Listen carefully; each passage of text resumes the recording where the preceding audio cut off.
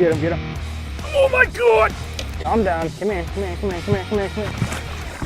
Oh, yeah, dude! Dude. 6 pounds, 11 ounces. Oh, Oh my. Limp. That's what I've been f***ing waiting for all day. that's over 6. True. And that one's, Oh, here he goes. go. Good? That's a big fish. Full hand on tail, yeah, looks sick. Good to go. Look how broad that thing is. I wonder if that was the one that followed me in. Beautiful. Oh my God. Holy God. What a beast. Oh, wow. That might be a 4. That might be a 4. Yeah, it's a 4. You guys show that off too. 4 pounds, 12 ounces. Holy.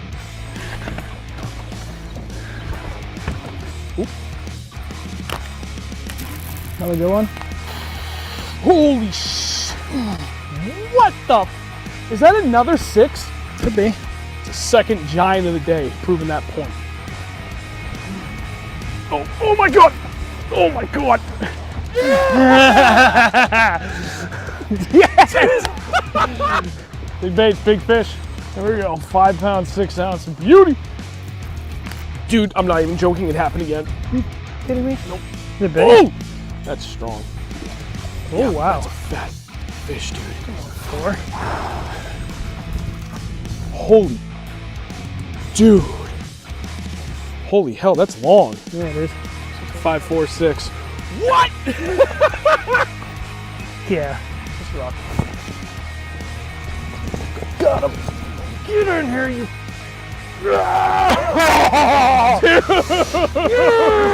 There's another 6. You. That's a big fish. 6'10". Woo-hoo-hoo. Little fatty. Add, drop, change. Different format. This is weird. I kind of dig it. Fifth and doormat. How's everybody doing tonight? Andrew's not here because he climbed into a moldy boat and he doesn't feel good. Nope. Something wrong. I feel like I need to move my mic, but Chris already said it was good, so I'm not gonna worry about it. Plus, I don't know how to be quiet, so we'll be fine. How is everybody doing this wonderful week? This lovely Wednesday evening. Sorry we missed everybody last week. I was in London for work. Interesting trip to say the least. Glad to be home. Didn't sleep much at all, especially on the flight over, which was awful because it was a red-eye flight, and I think I slept for maybe 10 minutes. And so I was up for like 26 hours before I finally got to go to sleep, and that just screwed me up a week. Then I got a text from him saying, "Hey, I know I just got back, but I'm going fishing all day tomorrow." And I sure did. And how did that go? Yeah, we got to talk about that because that was this past weekend, right? Yeah. Everything was shut off. That's when I went shore banging. Oh, Saturday. Oh, right. Okay. All right. Well, hang on. Well, first off, I saw this from Mass and Blast, and glad you guys aren't dead. Got concerned for a bit last week. So the one thing I did realize last week was I posted up on just Facebook only. I don't even remember if I put anything up on Instagram that we weren't doing the stream. Just a reminder. And I was like, oh, dude, I didn't put anything up on like the community page, like community tab on the channel. And I was like, I probably should have done that, but I didn't. I dropped the ball. That's my bad. But yeah, I got back on Friday. I was essentially up at 12 a.m. our time the day I flew out, and I didn't get to sleep till almost midnight when I got home. So I was up for another 24 hours straight. For some reason, I still woke up at 7. Took the family fishing, and I was gonna have Andrew meet me when we were out there, but it was a lot colder than I thought, and it was dead. It was deader than dead. I saw 1 bass and 1 school of bait fish. And I was out with my kids, so like I was fishing, but not really fishing. It was kind of more like trying to manage them. And I was just like, you know what? While I'm doing this, I'm literally just gonna glue my eyes to active target and like see what I can see is going on out here, because I know Andrew and I are gonna go out the next day, and hopefully that'll paint us in the right direction. 1 fish, one school bait fish. That was it. That's all I saw out there. We were like maybe 2.5 hours tops. And he called me. He's like, "Should I come out?" I'm like, "You don't want to come out. This is bad." So I saw 2 bass in like 2 feet of water, and that was it. yeah, it was just, I don't know, it's the conditions. I mean, I don't remember what the weather was leading up to it, other than I know you guys had at least one really nice warm day, I think on Thursday, nice and sunny. And then Friday wasn't terrible from what my wife had said. And then Saturday was kind of nice, but cooled off a little bit. And then it was, I don't know, I think it was just high sun, almost no wind. It just doesn't play nice at that point. So Saturday was a bust on that particular pond. I know it had just iced out about a week and a half before, but then we went out Sunday, and it was me, Andrew, and our buddy Nate, and that took a while for us to kind of get something going. Mm-hmm. Yeah, it definitely did. I mean, I don't know. We were fishing like an hour ago. The first fish on a spy bait. It was a little smallie. That was actually the smallest fish of the day when I went back and looked at the pictures, and it wasn't that bad of a smallmouth, especially for that small of a pond. No, it was probably close to 2 pounds. Not terrible, especially for that place. I mean, that place isn't really known for kicking out big smallmouth, Truth. but much bigger largemouth in there. I should say that, and the population definitely seems to be bouncing back, for healthy fish wise. Like every fish was girthy and actually didn't look like paper.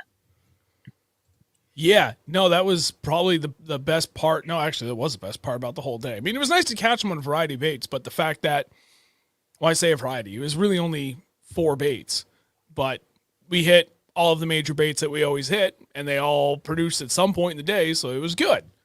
And to your point, yeah, that was like the average was great. No giants, but man, every single one of those fish, especially when we were hooking up on those jerkbait fish later in the day, it was like, oh, wait a minute, is that a giant?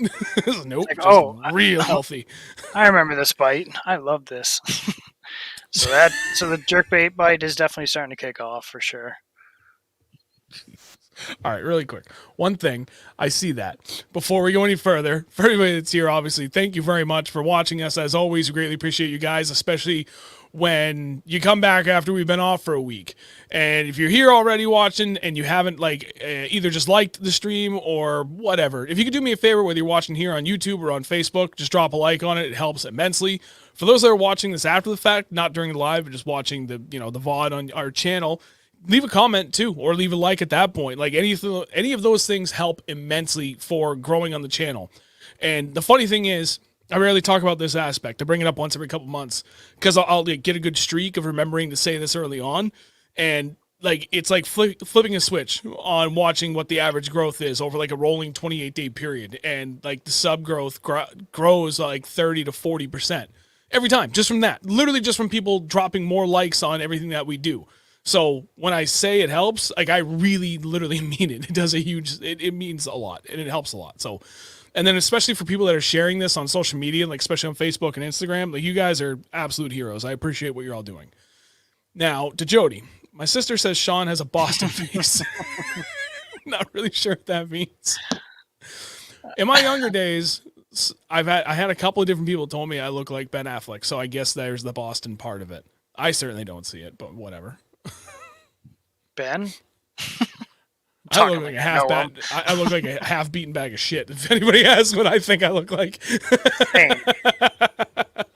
I'm just worn out. Oh, speaking of Austin, I poured myself a nice bourbon, and I'm using my Night Shift Brewery glass. I love this glass. I don't know what it is about it. Maybe it's because it's a blue Argyle. It's dope. I like this. Pour myself an ice water and. In the fancy Yeti. We actually had quite a few people ask about getting those Yetis, and they're not cheap. They're not cheap, so I'm not sure I'm going to be doing about that.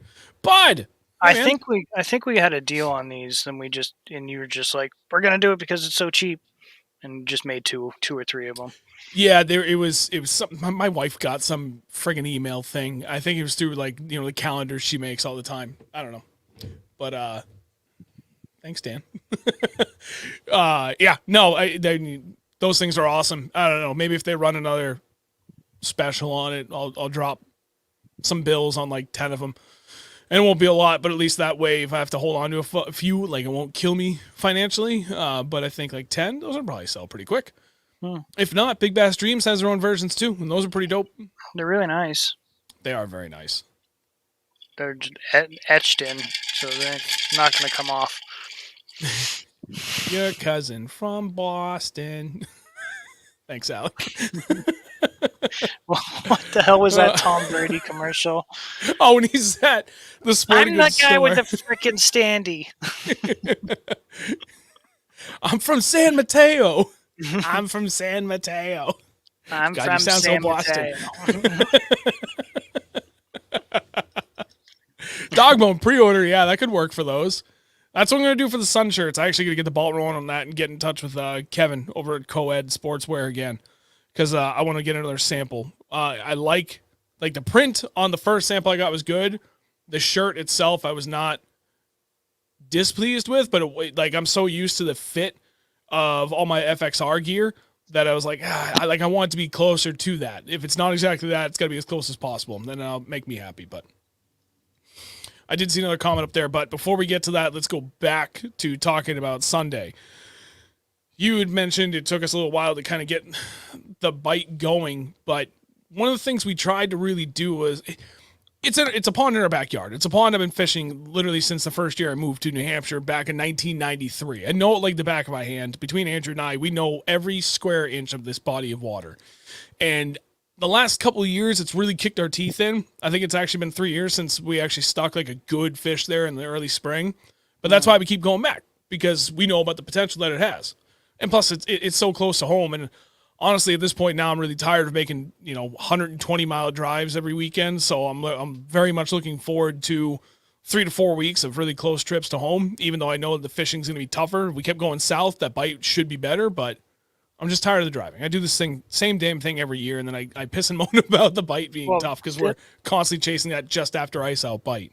This time of year, the ponds around here are just like, it's like hitting a switch. They'll turn on for like 2 to 3 weeks, and then all of a sudden it's just like, okay, here's spawn now. Yeah, dude, you're not kidding about that. Just around this time, when you start getting them on the jerkbait consistently, then it's like, okay, here they come. Yep. So we went to one. The way this pond is laid out, there's a couple of deep rock piles. So we're like, okay, well, let's go there because we literally have to pass them anyway. And if they're out there, then great. That's going to make, then we know this pond's a little bit further ahead than it is. Because they're not really that deep, but they're like in that mid-depth range for this particular body of water. Nothing. Not a damn thing on either one. So we're like, okay, well, then they're probably off either that steep point or that steep point rolling into deep water because they're always there. They're either on one side or they're on the other. And if they're not on any one of those, then we know they're going to be up top, out in the middle of nothing, where it's like 6 to 10 feet is kind of that area we really focused on. And there's a lot of sporadic patches of grass out there, and that's it. But there's white perch, yellow perch, black crappie, sunfish, or common sunfish. So basically every single version of it. Shiners, golden shiners, like you name it, this place has it. And a lot of those things, giant shiners. And those things all tend to end up stacking up towards somewhere out in the middle. And they just roam. And at some point you'll end up stumbling onto a little pod of the bass and a little pod of the bait fish and go about. And usually there's several different pods. So usually you don't need anything like forward-facing sonar. You just go out there and you start covering water, soaking a jerkbait. Sometimes you're lucky, get on a jackhammer bite, you're going to stumble into one. But not this time. So we start on the rock piles, nothing. Went to the first point. Andrew got that first smallmouth and a spy bait. And then we worked one of the steep banks. Nada. So we went to the second steep bank and we started working our way down. I'm like, we kept saying all morning, they're going to bite here or they're going to bite here. And then all of a sudden, bam, bam, bam. I think we put 3 or 4 fish in the boat off that one point. Clockwork. Every year, without fail, they're on that. And what did you catch your fish on out there? Because I got 2 on the open water sniper, the MB Sexy Melon with a Kitech on the back. Did I catch one out there? I thought you did. I know I caught the 2. No. You didn't get any more until we went up top. Yeah. So we continued to try and work that, and then we went and tried another deep pocket. So we're like, okay, where I was catching those fish was mainland point on the deep end. There's some rocks, and it's like nice hard packed bottom, some big boulders, and then some vegetation all around it. It's got like all three of everything. And they're always there because it's one of those few spots in that body of water where you can find all three things. So I don't know. I caught those 2 fish in like 5 casts, I think.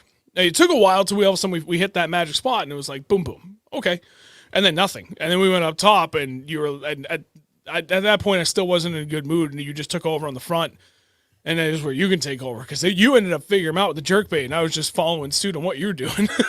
So I was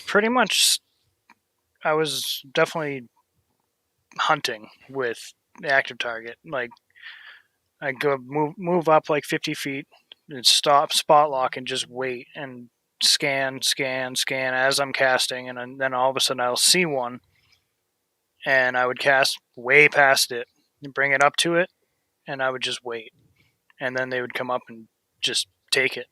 It would take a little bit, but and a couple I had to entice to eat, but it was definitely a fun bite because it was literally every time I caught one, there'd be nothing around again. So I'd move up another 50 to 100 feet, just around this huge flat. I was just kind of moving around. I'd see 1 or 2, spot lock, wait, take a long cast, and they would every time I saw one, I pretty much caught one. And then Sean took over, and then he started catching them too. Because you're having too much fun. I need to get in on that. The first one I thought was giant because I hadn't caught a freaking jerkbait fish in so long. Oh, it was great. I'd say average size was like between 2.5 to 2 3/4 ish. Yeah, I would say that's maybe touching 3. Maybe one of them was touching 3, but nothing crazy. Nothing big. Yeah, I think that first one I got on the sniper was close to 3. Well, I went back and looked at the picture. I was like, oh, dude, that was actually really solid. Like, and he was thick the whole way through, tip to tail. Yeah. But yeah, no, I absolutely agree with you. Like, probably 2.5 to 2 3/4. So, like, fuck it, dude. At this point, with how my spring's been going, as far as I'm concerned, it's the greatest bag ever because we desperately needed that. I'm catching fish. I'm happy. I don't really care. Could have caught 101 pounders. I would have been stoked. So. Yeah. It was funny. There's a gentleman that I consider a friend was really giving me shit about the forward-facing sonar thing from my post on Sunday, and I wouldn't say it ruffled my feathers at all. But it was just it's sad. Like it's just really sad to see the attitude and the perspective that he took on it. And essentially, his point was we wouldn't have caught that fish, any of those fish, if not for forward-facing sonar. And I would have found them. We would have eventually found them. I don't think we would have caught quite as many, but you know, at the same time, it's we had to know where to look. It's not like we were out there with a trolling motor on high, zigzagging around until we found them. We barely moved. We knew exactly where those fish were going to be. I think we moved maybe 200 feet total, and boom, there they were, and they barely moved. We knew exactly where they're going to be because they've been there every single year for the last, 8 years we've been going out there. And we know one of 2 colored jerkbaits that are almost always going to get them. And then if it's not one of those 2 that we were throwing, that's the GP Pro Blue. Without fail, it's one of those 3. I was actually throwing one that I hadn't ever even caught a fish on yet, so I didn't even know if that color or how it dove or I don't know. I just started throwing and I started catching fish on it, so I was like, cool, that's sweet. Yeah, but it's really close to the same kind of shiner color that you usually throw anyway. Yeah. So it's not like it was something outlandish that was completely different from everything you'd thrown. It was very similar. Yeah. And I was just throwing the same old pro perch that I always throw because perch works. But I will say, could we have eventually stumbled onto them? Yeah. I think we given ourselves enough time, we definitely could have. But by the time we went out into the middle and started trying to go for that bite, those fish were barely active. And we were out there sewing it for a long time, and eventually we'd see one, and it made it a hell of a lot easier just to be like, okay, see it, target it, bring it down. But man, dude, you had to get the cadence right. It's not like we threw that jerkbait right in front of their face and immediately caught it. What did it take on average 30 to 45 seconds after the bait was in front of them before we actually got them to bit? Yeah. It was not automatic. No, it was definitely a waiting game. And how many other different baits did we throw by other fish we saw earlier in the day that literally ran away? Full sprint. Almost every single one of them, especially the A-rig. I guarantee they hated that thing. I guarantee we spooked 10 times as many fish as we caught. And that's how it always is. So then that was like kind of the point I was trying to bring to the conversation. And I realized at that point, it had no longer become a friendly conversation between friends. It had been me trying to defend all the years that we've put on the water at this particular time of the year to understand where to even be at this point in the day and time of the year to be able to find them. But none of that meant dick in this conversation. It was 100% because of live scope and nothing else. It's like, and it was sad to see that perspective in that argument. It's like, all right, man, whatever. It is what it is. Jody had a really good question that I do want to address while we're on that topic. I don't know if it was so much just to me or if it was everybody else. I think it was just us. So you guys both use active target, right? Why? Was it a cost thing? Just what you had on the boat for grass, familiarity? Did you try active target and scope and decide you liked it better? Cost. I only added this, year and a half ago. And it was one of the last things I've always wanted since this came to the market that I wanted to add to the boat. And I got a steal of a deal from a friend on a 16-inch HDS 16 with just active target 1. And I really wanted Garmin, but at the same time, I already have one Humminbird Helix 9 with Mega 360. I didn't want to give that up. And I like the mapping, and I like the ease of the touchscreen connectivity from unit to unit with Lowrance. They make it super easy. And as far as I'm concerned, Lowrance still is king for traditional 2D sonar. And the built-in transducer on the Lowrance Ghost is still better than your kind of standard traditional 2D sonar that you get from either Humminbird or Garmin. And as much as people say once they got live scope, oh, you don't even need 2D sonar anymore. I disagree, because when you're out there late in the season and you want like to be able to see fish going underneath you in the boat, the cone angle on that is a lot better than where you're going to get out of your forward-facing sonar. So for me, it's still incredibly important to be able to have that better coverage for what's immediately underneath the boat with unless you're constantly moving around, but you know what I mean? Like even still, like when I drop it down, when they're directly below my feet, it's not always that easy to keep them inside that narrow cone from active target or any other live scope for that matter, versus, I forget what the cone angle is when it's at 200 kilohertz chirp mode, but it's still a relatively wide cone. So when we're out there fishing Vermont late in the end of the year, we're out in 50 feet of water, like that diameter on that circle is like 25 feet, I think, 25 feet, somewhere in that range. So like that's a lot of coverage that, something could be skirting along underneath you, but just off to the side, that's going to pick it up, and your forward-facing sonar will not pick that up unless you're actively scanning. So that's why I didn't want to give up that either. And then as much as I wanted Garmin, because I know that they're better than everybody else, I ultimately didn't want to put 3 graphs on the front of my boat. At this point, I'm kind of leaning towards like, okay, maybe I'm not opposed to it, because I do want to do more tournaments, and I know that is going to help me because I've seen how much it can help me. Is it going to be the end-all, be-all thing? No, absolutely not. But I can see the benefit of getting a second one, so I can have one of my trolling motor or one of my standalone turret, which is the Cornfield Crappie live sweep. I think it's the live sweep, whatever, the Cornfield Crappie one. So very elaborate answers to why I went Lowrance. Primarily, it was cheap because I got a great deal on a very gently used unit. I didn't want to have 3 graphs up front. Like that, those are really the 2 biggest things as to why I didn't do it. If I wasn't so hung up on wanting to keep the traditional 2D sonar and have like that really, I'm familiar with the mapping, I'm comfortable with the functionality of it, everything, and I didn't have to replace anything. I already had a Lowrance Elite 7, like the original Elite versions that came out before I even got a second Lowrance graph. So like making that jump to adding multiples was cheaper in back in 2018 when I first started building out my first own boat, to then upgrade to further units. I was just like, it's a money thing, really. It's a big part of it too. So thank you, Jody. You said that was a good answer. I do the best I can. It was a very elaborate. Yeah, well, it's, I mean, you know me, I like to elaborate on things a lot when I can anyway, but particularly in this case, when it comes to the where, why, and how and everything of what I've chosen to put on my boat. And I am frugal. I am very, very frugal because I want a lot of things. So I can either get like 1 or 2 things brand new that I really, really want, or I can get like 5 or 6 things that I really want as long as I buy good deals on gently used stuff. That's what I tend to do. But I got to tell you, I know. You got so much stuff. I have so many things. I just don't have the boat to put it on yet. There was another comment that was like very early from, I think it was from, not Kyle. There was someone before Kyle. There it is, Bass and Panda. Did you guys see the KGB swimbaits announce the KGB Goat Glide? What?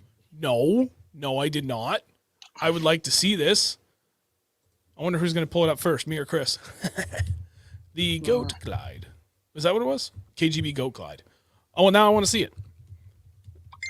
I really don't need another glide. That's for damn sure. I do. I looked up KGB Goat Glide and it's literally just a goat. Yep. Okay, I couldn't find it. Hey, is that what he had sent me on Instagram? No, he sent me something about a boat truck thing. Damn it, Jason. Useless. I don't know. I'll have to go look it up. Oh, there's another comment from him. 10-inch-ish, 5-ounce-ish, and glides out to like 5.5 feet or so. Whoa. Okay. That sounds like a dock killer to me. It sounds like open flats. Yeah, I mean that too. Mm-hmm. But that's what I liked about that 2-piece 8-inch bull shad glide that I got.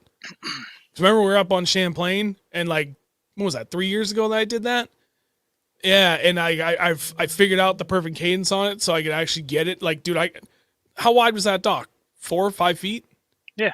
And I got to slide from like 2 feet out all the way to the opposite side and come back out. Like, it was getting a wide swing of that. I was like, oh, cool. All right, I figured it out. And then 3.5. It's like, okay, this is fun. Hey, that's right. You forgot you did catch one off that. That was cool. Yeah. That was, oh, God, I can't wait to get back. I think that was the day I caught that drum. Yes, it was. That was like half an hour before I did that in the glide fish. That was cool. That's my biggest freshwater fish I ever caught. That's even bigger. No, actually, no. That's a lie. I caught a carp that was 3 pounds bigger than that. Did you really? Yeah, 18-pound carp out of... Oh, yeah. Your drum Nashua was River? 15. Probably. That place is loaded with them. Yeah. That was fun. If you guys haven't tried carp fishing at all, you definitely give it a try. They fight like smallmouth, but 1,000 times better. It's awesome. I saw Todd Grubb had posted again earlier today. He went out and what was it? He was down in Boston, I think. I forget who he was with, but they caught another couple of good carp on an overnight trip. He's been getting big into it, like big. Hey, what? Like third, fourth year he's been working this hard? He's working with some company from Europe now and like all sorts of stuff. Yeah, nice. It's pretty sick. Good for him. Mm-hmm. That's awesome. I did see Kyle. What was that comment? There. Thank you. Bass Mafia Zow Dangerous Swimbait rigged is killer. Have y'all tried it? I have not yet. Rigged. I have that. That's right. That's you that did line buy for that. Yeah. Yeah, it works pretty good. I mean, I haven't caught anything on it, but it swims really good. I got the heavy one, though. I don't know if you guys are all getting the light one, but I got the heavy one just so I could fish it a lot deeper. Yeah, I know why you bought it. We know where you bought it for. Mm-hmm. I forgot that you bought that. Yeah, seriously. I don't even know where the hell it is. Oh, it's in the back of my car. Well, it's funny when I was setting up for the stream because like he said that and I'm like, do I want to get another softbody swim bait? I have so many right now. And a couple of them I have like extreme confidence in. Citizen 6, for example. So when I was setting up the stream and I was grabbing stuff, I had my headphones right on top of a new 2-pack of the Goblin color that I absolutely love. And I'm looking at them like, is that same spot as last year? Mm-hmm. Could be good this weekend. Depending on what we get for snow. I know. I don't think we're going to get much. They said less than an inch, so. And that's no accumulation. Well, my wife's going to a comedy show, so I need to be back at the house by like 1. So wherever we go on Sunday, it's going to be a short trip. Short day. So like 5 hours somewhere. That's perfect. Yeah. Let the we sun go warm up there. Up. Wait, I think we're thinking of 2 different places. Probably. I was thinking where I got that 611 last year. Oh, let's go. Yeah. Well, See, now you actually, know. In that weather, it probably won't be good. no. We should go somewhere deeper. I wouldn't mind going to a smallmouth spot, but the problem is any like good local smallmouth spots, we can't get on yet. They're either lake trout or trout ponds. For anything that's like close to home. Well, I mean, we could go where you went Saturday. Yeah, that could be fun. That could be a good jerkbait day, and we could probably get on a big ass school of crappie. Oh, I'd be so happy. I'd bring some home. Screw it, why not? Oh, it's clean water. Yeah. With all that milfoil in there. There's another comment from Dogbone. Actually, so Sean, have you thrown the perch stunna 112 plus 1? I have thrown the stunna, but I haven't thrown the plus 1. Have you? I think that's what I was throwing this weekend. Was that because I remember you pulled out? You're like, okay, that's better. That's a little bigger. Wait, but I couldn't remember which one that was. That's the Berkeley. No, I was throwing a 6 cents. Oh, okay. That's what it was. You know what? I might look at it. The problem is most of my jerk baits I like to throw. Wait, a 112? 112 plus 1. It's not that much bigger. I kind of want like 6 of those. I'm a mega bass whore. I like my Vision 110, 110 plus 1, 110 plus 2, the 110 Junior, 110 Junior, 110 plus 1 Junior. I think I have everything. I can't remember all of them. And I love those. And if I don't throw those, then my backup to that is the Lucky Craft SP pointers, the 100s. And I really like those a lot. I tried some of the Berkeley Stunnas, wasn't too thrilled with them. Like, I don't mind them, but like I didn't find one that either didn't sink or float like a cork or sink like a friggin' rock. And not that I need every jerkbait that I buy to sit perfectly still, but I would like some consistency with them, so I don't mind spending a little bit more to get something I know is going to do exactly like what I want it to do. So for the floating thing, what I was doing, I didn't even think of it until now. What I was doing that day, is I would jerk it down and I would let it sit, and the line would, because since it's floral, the line would sink. Yep. And since it was like a plus 1-ish kind of jerkbait, it would get it right down to pretty much the bottom and sit right above the bottom. And that's when they would come up and bite it. Nope, makes sense. I had my Vision 110 on, and I was throwing it on straight 12-pound, 9.6 pound heavy cover fluoro from Defiant. And I couldn't get it down. Even though a lighter line, it should help it. Like, I just couldn't get it down deep enough to where it found a happy spot in that water temp change as it was getting a little bit deeper, and the damn thing kept floating like a cork. So then I went to my other rod, which had the 15.5 pound heavy cover fluorocarbon from Defiant Fishing. Like, it's literally, I took a reel off one of my jig rods. I threw that on the 110, and that was perfect. So if I got my jerkbait only down like 2 or 3 feet, it would start to float. But the moment I got down like that 5 foot mark, it was perfect. But if I twitched it 1 or 2 more times and brought it closer to that 6 foot line, then it would start to sink.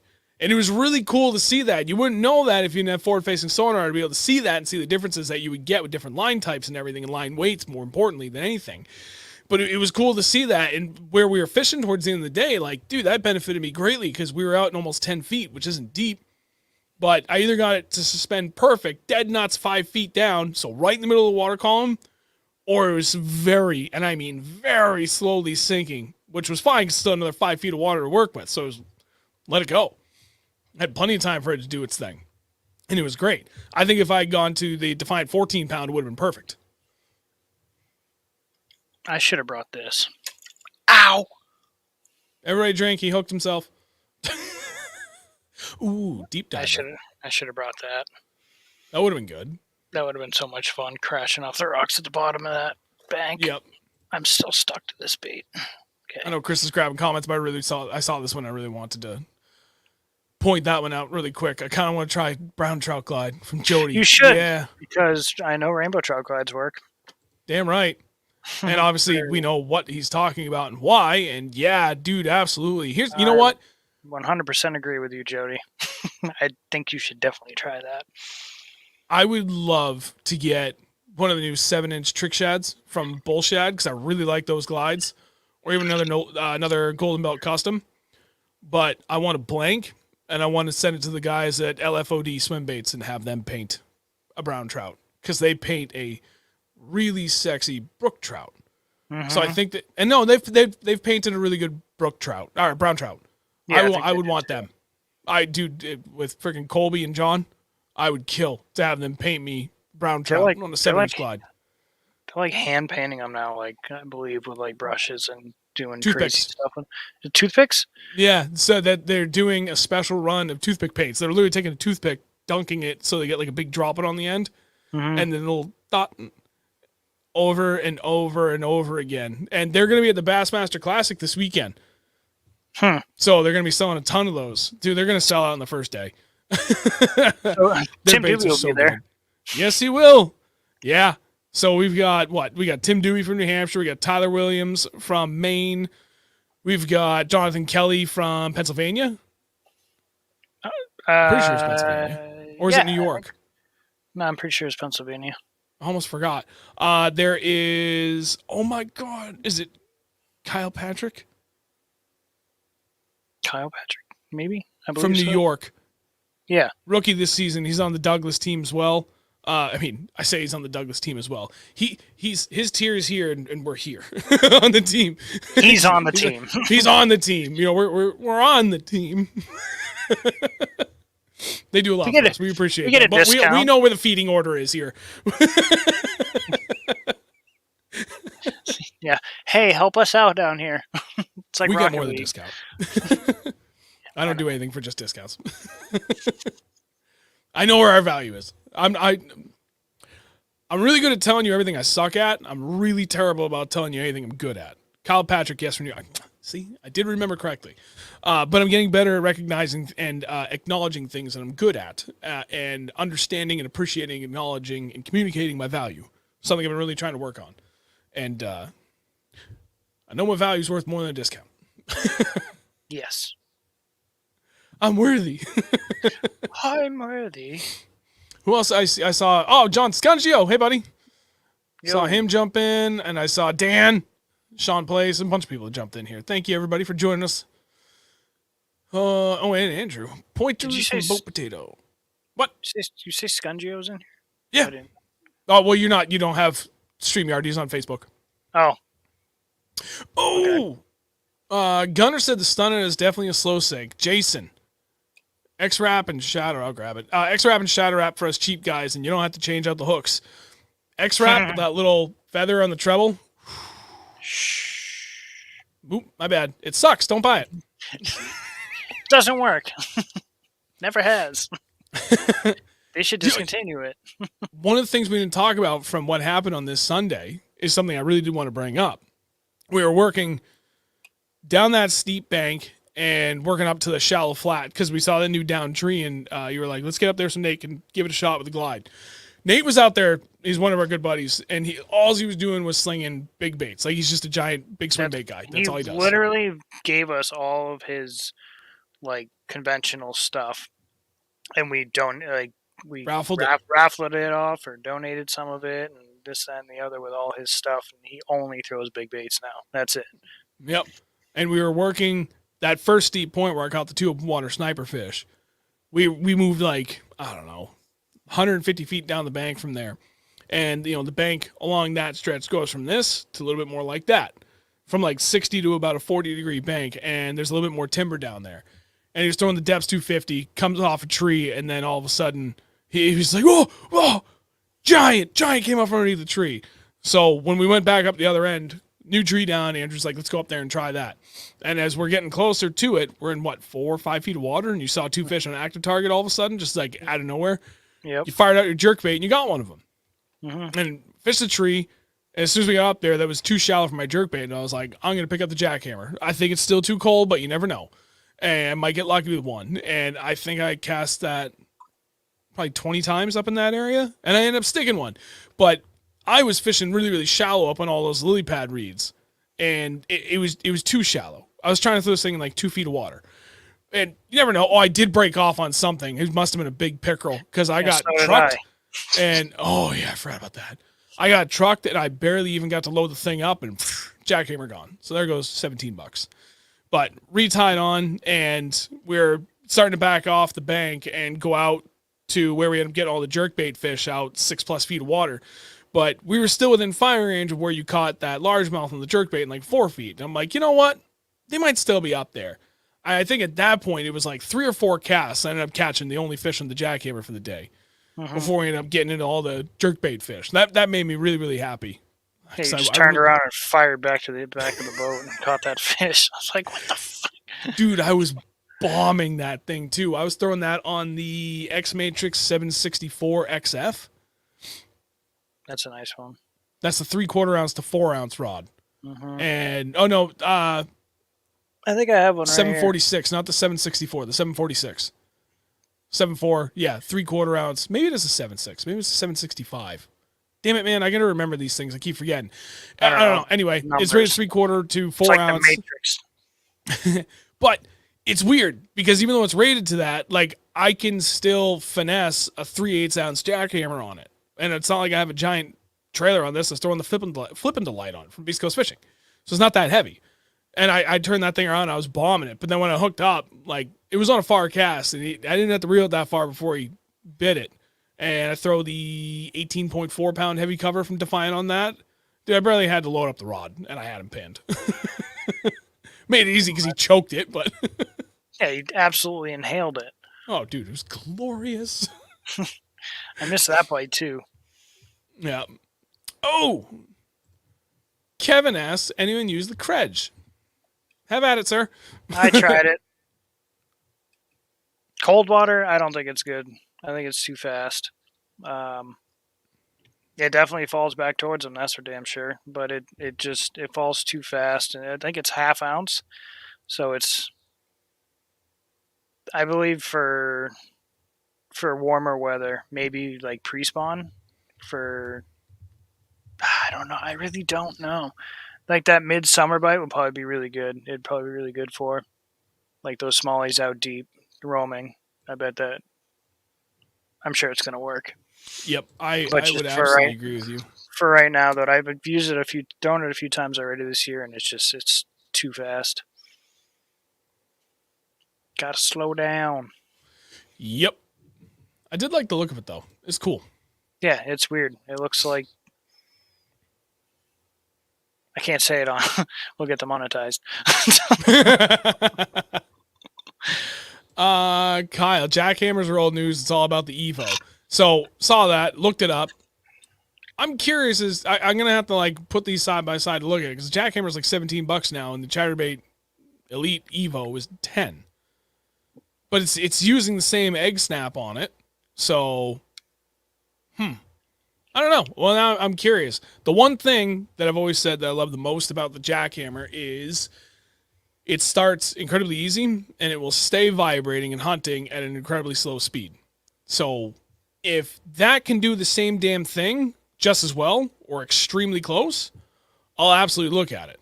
I should try it anyway for $10. Why not? Ooh, might as well buy a bunch of those for Champlain coming up in about 6 weeks. Oh yeah, I forgot. I'm going up there. Yeah, David Roy's joining us for the whole time too. I mean, I know you're only there Saturday, Sunday, but I think he's driving up with me. I believe. Something like that. Unless you talk to him differently. Unless you whispered in his ear or something. But nope. No, he actually called me yesterday to make sure that we had the. He was like, how much was it going to be? Because he thought it was $400 per person. I was like, no, it's less than $400 total for the whole weekend. He was like, what? Yeah, it's sweet. Yeah. So he's I don't know. My plan is, you know me, I'm leaving early Saturday. I want to go up there and hair him all day. I thought we were leaving Friday after work. No, couldn't get the room. You know what? Let me call him. Let me email Alan and see if we can. It's $125 a night. I wouldn't mind throwing on an extra night so we could just drive up Friday after work and be there and then have literally all day Saturday and Sunday to fish. Right. That would be better. But right now, I don't think he had that Friday available. I'll find out. If it's available, I'll just ask him, tack it on, and let's just do that. Because that would be a lot better. My wife will not be as happy, but I'll be very happy. Then we'll just stealing your husband all day. And we get more sleep this way. We won't be up as late Yes. playing Rocket League or something stupid until late of the night. Maybe. I'm gonna show up with my whole PC setup, desk and everything. I keep talking about it every year. Just like grab my kid's PS4 and bring it up so we can just play split screen on the TV. I don't know. No, I gave my nephew my Xbox. I got a PS4. Steal it back from him. Hey, little shit, give me that thing. I need to play Halo this weekend. What was next in the chat? There was something else. There it is. Guggen Slayer coming to Connecticut soon. We were actually down there not too long ago. What was that? 3 weeks ago? 2 weeks ago? I can't. That was three weeks ago. It was right before I went to London. It was the weekend before that, and then we ended up coming back up to New Hampshire anyway. Yeah, actually, I would like to get down there sooner than later. I just don't know when. It probably won't be until the middle of April because I can't go far this Sunday. The following weekend, I think I'm going to be guiding a client on Saturday, and then Sunday is Easter. And I can't even be out that late Saturday because I'm taking my kids to the circus down in Boston Saturday night. I really signed myself up for too much. Yeah, the reinvented Ringling Brothers Circus. So they're coming to my brother's arena. And he was like, you guys should come down. I'm like, okay, it'll be something fun for the kids. And they're wicked excited. That sounds fun. So I could do that. And then Easter Sunday, so I can go out fishing, but I got to stick around for the morning festivities. And I got to be back at like 3-ish for Easter dinner. But still, it's going to leave us like 6-7 hours to fish somewhere local. Then the weekend after that will probably be like prime time for a jerkbait bite down there on Candlewood. I got to get down there. We have to go. I know. And I know it's a long drive, but my God, is it good. And then the weekend after that, we go to Vermont. I went once and I caught one fish. Yeah, but it was a donkey smallie, so. Off somebody's doorstep. Yeah. Sean Place. What do you say? When are y'all going to fish New Jersey? Oof. Nah. I worked in New Jersey for a long time, and place stinks. It's got a smell. Yeah. I don't know. I don't really like it. I'm seeing the conversation between Alec and Jody regarding the Evo. What did Alex say? From my understanding, Chris, I'll grab this one. From my understanding, the main reason for the cheaper price is Evergreen went in with Z-Man on the jackhammer, so more or less paying for the name, and the Evo is strictly just Z-Man. Interesting if that's the truth. Well, now I'm curious. Neato. Anyway, I mean, dude, it literally looks like the same blade, and it's got the same snap on it. So, yeah, I'm going to buy some and give it a shot. I'll have to see if Ben's has any in stock. I'll snag them. But then I like Jody's point, too. Hard to try a new thing when the current thing works so dang good. Absolutely agree, but if I can find a similar version that performs within 90%, almost a true one-to-one for a lot cheaper, I'm all for it. If that gets me really close, but I can bring those up to Champlain and not, pretty much anywhere in Vermont, not worry about losing them to Pike, then it still sucks losing $10 a time, but it's a lot easier pill to swallow than the 3 I lost last year at my jackhammers. And or Vision 110s. Yeah, I haven't lost any of those to Pike yet. Start working on those with freaking steel leaders. I know. Well, and so that's another benefit why I really like the Lucky Crafts. Because they're still a phenomenal jerkbait, but only $16. And that's still not cheap, but it's an easier pill to swallow than $25 at a time. Especially when you're fishing in pike-infested waters. The only thing I don't like about Lucky Craft, although, I mean, Mega Bass I feel like is top tier for their color selections. Lucky Craft is kind of a little bit more limited. Their yellow perch is just kind of weird. If you want, like, the standard shiner, pearl white, their, like, pearl blue color is phenomenal. One of my go-tos for dark water, really early season, like, things like that. Like, those are all good. They actually have a really, really, really good smelt color. But the Jackal Squad Minnow has got about one of the best, like, rainbow smelt color patterns I've ever seen. For, like, a just strictly off-the-shelf, mass-produced color scheme, and I don't even know if it was intentional by them, but it's perfect. That was one of the first ones I used to always use when I was fishing Lakes region in New Hampshire, which is, like, primarily nothing but yellow, rainbow smelt. I almost said yellow smelt. It's a hybrid between yellow perch and... Imagine that. Dude, that'd be wild. What did CMG? Anyone found success with the Nomad swim treks? Well, now I need to look it up. Nomad swim. Is that the treks. lipless I used? Yes, it is. Yep, that's literally it. Yes, So- I've had success with it. Yeah, simply put, yes. That's it. Those are That's really all I- nice lipless. That's all you get. You know. No, I won't say anything. I was about to blow up your winter thing, but I won't do Oh, that. I don't give a shit. I use it like a blade bait. And it worked great. It's the same thing as a blade bait, just different color. And not Yep. metal. It's a thick blade bait. And just more expensive. Triple C thick. I don't know. Blade bait's getting pretty expensive now. Yeah. Still totally worth it though. Yeah, it was fun. So It was a worth cool bite. Oh. John Spliff. John Spliff, we need to hang out. Oh, that's glorious. With all the sales and promo codes, how do people not get jackhammers cheaper than retail? I almost never see the sales. Dude, I just don't pay attention enough. There's no other way to put it. I am so Same. strapped for time with my career and everything else that like things like that I would kill to be able to stay on top of, I just fail to stay on top of all the time. So I miss any of the sales every time. It is just how it goes. It sucks. What? Alec, Sean, Ben does not have the Evo yet. Not sure if Dan is waiting on a shipment. Dan, make it happen. Dan, do it. I did not mean to click that. Hey, Justin. Hope you're doing well, bud. Crankbait. They got. Did I miss Crankbait anything that Chris had starred? I did. There's one more starred.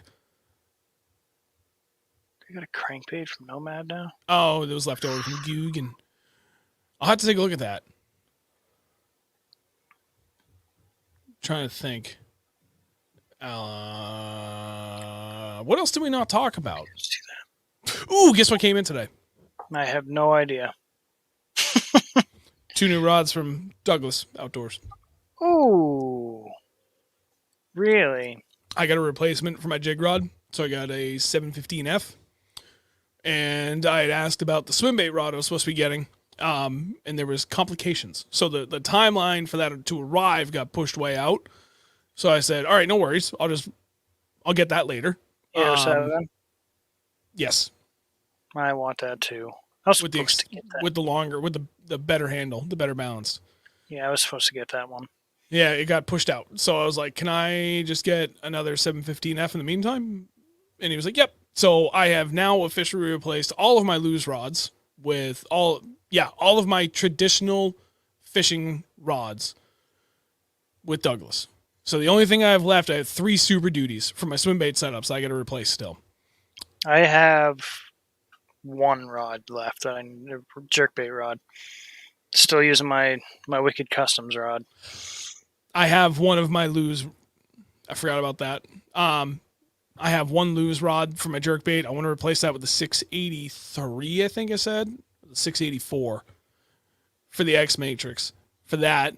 And then I have 1 more spinning rod, but I refuse to replace it because it was my first ever custom built spinning rod. And I've had that thing forever. yeah, it's my baby. And it's gorgeous. It is essentially like a $700 rod.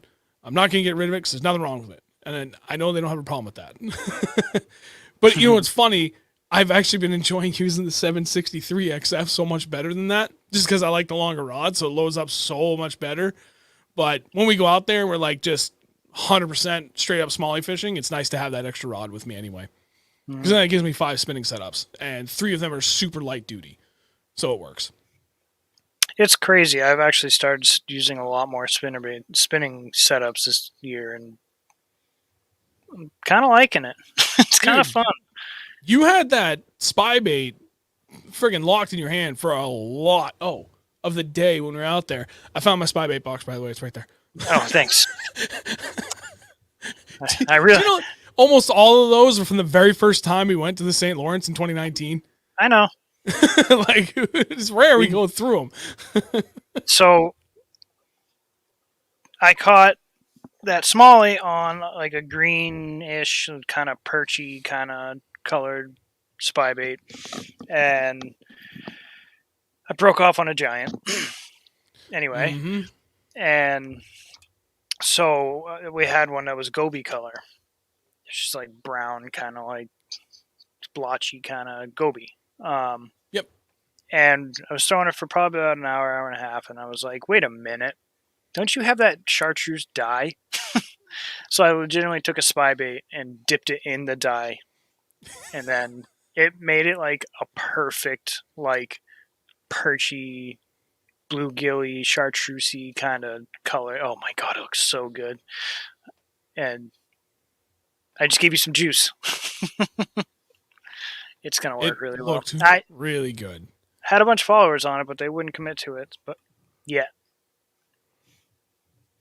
I just don't think it was green enough. Kevin's got one for you. Kind of cadence to use for a spy bait. Slow crank.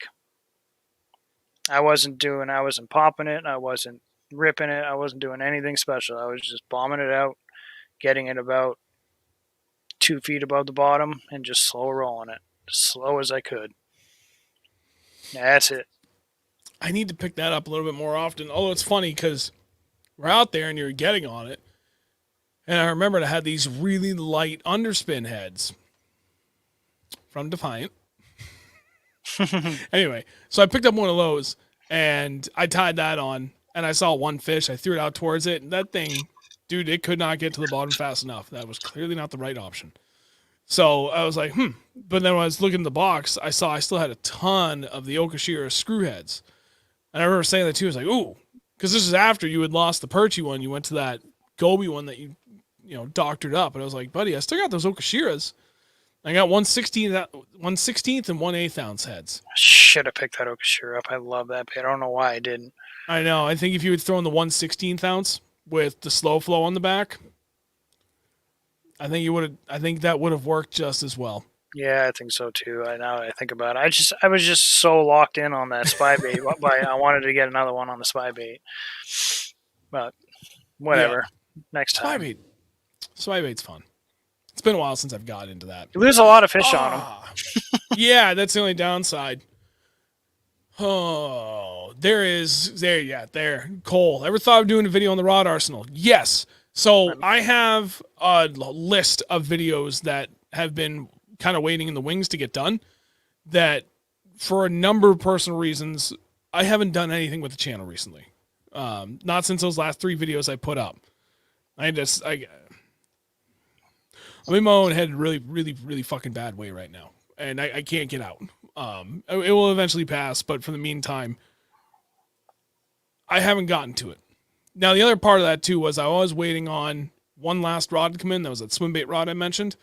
But decided not to go with that. So instead, I filled out my allotment for this year with another one of the jig rods. So I got 2 of the X-Matrix 715Fs. So now I have those. Now I can do that. Now I just need to go do it. And you know what? At the time, the last time I did those 3 videos I uploaded, like back to back to back, like really, really quick there. The rod arsenal one was the next one in it. And then we got some crap weather, so they were locked away in my boat. They were in my rod locker, and I needed to take them out and clean them because they got filthy from sitting on the front deck when we were towing down in the salt back in February. So like a bunch of crap got in. I was like, okay, I can get them out of the boat. Can't yet because right now there's a bunch of snow. I got to clean them off. And then I was like, gosh, I don't even have all my rods. So there was a bunch of things that came up that made it so I couldn't do it. But now I have these 2. I can do it. That was the other thing. Do I do it in here? Or do I do it on my boat? And that's why I couldn't decide. Like, at the end of the day, I don't think it's going to matter. I don't think any of you guys are going to give a shit. But to me, I couldn't stop thinking about it. I was like, what will look better? Like, it doesn't matter. It's just going to be easier out in the boat, but, like, I can't do it in my yard because there's too many people around, too much traffic, too much noise. So it would just be kind of weird trying to do it out in the water every time we go out for fishing. And it's, dude, wind hasn't given up yet. No. So, I'd rather do it on the boat. Like, that'd be cool because then I can actually, like, cast them and everything, and people can see what I'm talking about when I'm loading them up with, different techniques and everything. And that'd be great, but I don't know. I'll get it figured out. Then on the tail end of that, I started back in August of last year, like a series of jig videos. and I don't want to give too much away until I just get them done, but they were all essentially all going to play off of each other, and it's going to be my take on it, but I want it to be really, really comprehensive. I filmed and completely edited the first video of this back in the middle of August last year. So it's been in the works for a while. But the next thing to do on that is on the rod and reel aspect of things, and I was short a couple of rods. I want to make sure I did it with all Douglas rods. As great as Luz was with me, they're not my sponsor anymore. Douglas is. So I want to make sure that if I'm going to do this, it's all Douglas rods. I cover everything. Now that I have all those, I can finally get to that. And then the other stuff is easy peasy, but the way I had this laid out, like, there was a specific path I wanted to take. So, yeah, I'm going to get it done. And then our buddy Chris actually gave us a really good idea to go over very specific examples of each setup that we have that can make for some really good short form content that'd be really easy to film. So we'll start rolling those out. Basically, every time we go out, we should be able to film like a handful of these. And over the course of like 3 or 4 weeks, we'll be able to go through literally every single setup that we have and every variety of technique that we would use on it, so we can elaborate on that and just be, I don't know, something different to do. I don't dip my toes too hard in the short form content. I usually just basically try to make something from the final long form version videos that I do. But this would be something fun to do for something different, a little bit more challenging, but not really challenging, to do some short form content. So I'm looking forward to doing that. Be easy. 50 seconds. Talk about what your rod setup is and why you have it set up like that. Boom, done. Easy peasy. 100-pound braid, 40-pound leader. Oliver said too. Oliver called me a bitch.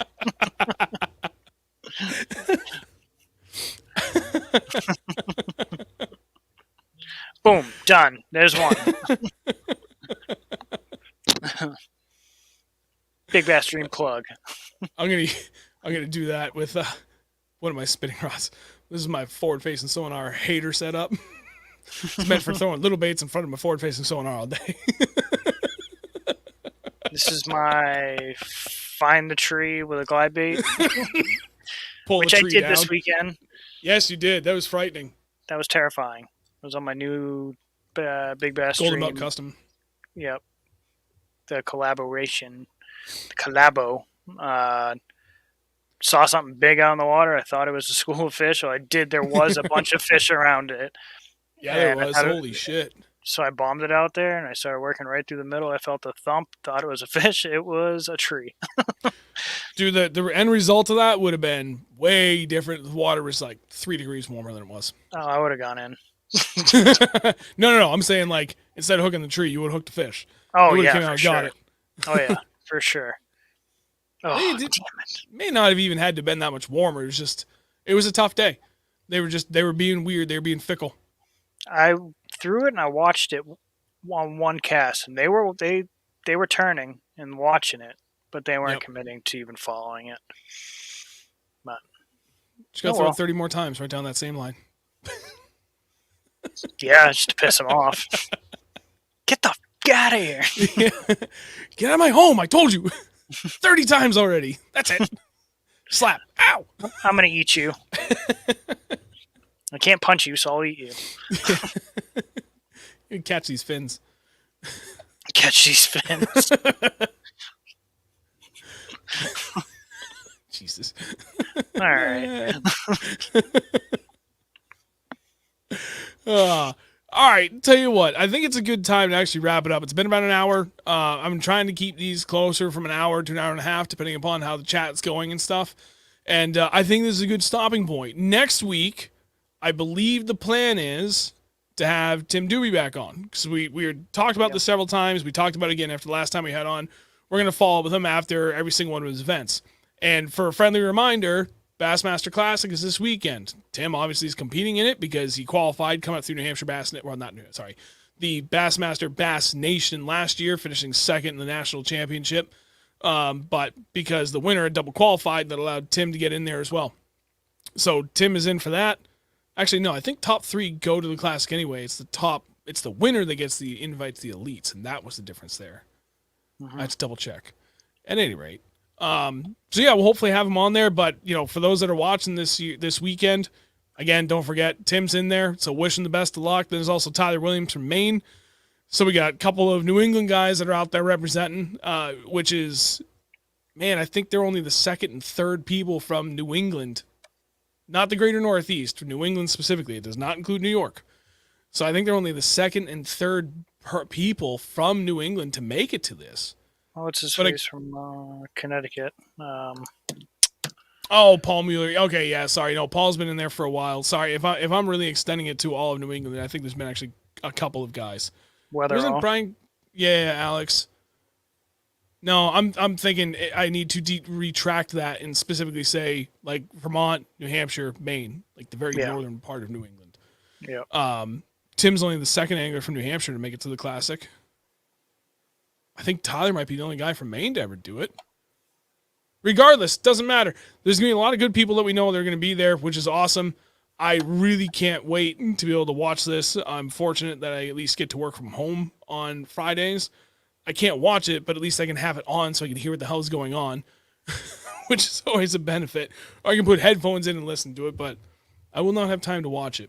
I'm just going to be able to catch up on it during lunch. I'm just going to be not watch. Actually, no. No, because it's Friday, Saturday, Sunday. So Friday I'll probably be watching it at work. Friday, Saturday, Sunday. I can tell you what, when I wake up Saturday morning, I'm going to watch it. Mm-hmm. Oh, yeah. Start my day off right. Oh, I didn't know Diaco made it. Well, shit. I don't know what I'm talking about then. I'm sorry. Most of the time I don't anyway. I don't know why you guys listen to me. Same. I just make shit up all the time. I don't know why you guys listen to me. I have no idea. Quick funny story. I don't is an inside joke, and it's hilarious. I was driving with my kids, 11 and 7 years old. We saw a fire hydrant. There was a fire recently nearby. I was like, oh, that's probably where we're getting water from. And my oldest is like, wow, that's a really long way to go for their like fire hoses. I was like, well, no, fire hoses are actually pretty long. They're like 200 or 300 feet long or whatever. And immediately my 7-year-old's like, no, fire hoses are exactly 90 feet long, Dad. They're 90 feet. And I was like, and thinking in my head immediately like, whoa, that's actually really cool. He knew that. He must have just learned it in school or reading a book or something. I was like, oh, wow, buddy, how do you know that? And without skipping a beat, like less than a half-second pause, he just goes, I don't? You have to know this kid. He is a character. I was dying. No. They're exactly 90 feet. Oh, that's cool. How do you know that? I don't. But he had me convinced that he did know. God, that was so funny when you told me that. I can just hear him saying it. I don't. Oh, God. All right. Well, we will see you all next week, but no, that's your job. You do it. Uh-oh, my computer just did something funky. You're here. I can hear you. I can see you. Can you hear me? Okay. Oh, yes. Did you break it? All right. There we go. You're good. We are good. All right. We will see you guys next week, as always, every Wednesday at 8 p.m. Eastern at youtube.com/@Reel Nothern Bass. There 2 E's. I did it. I kind of did it. I did it better than last week, 2 weeks ago, 3 weeks ago. I don't remember when. But be here or be. All right. We'll see you guys next week. Have a good night, everybody.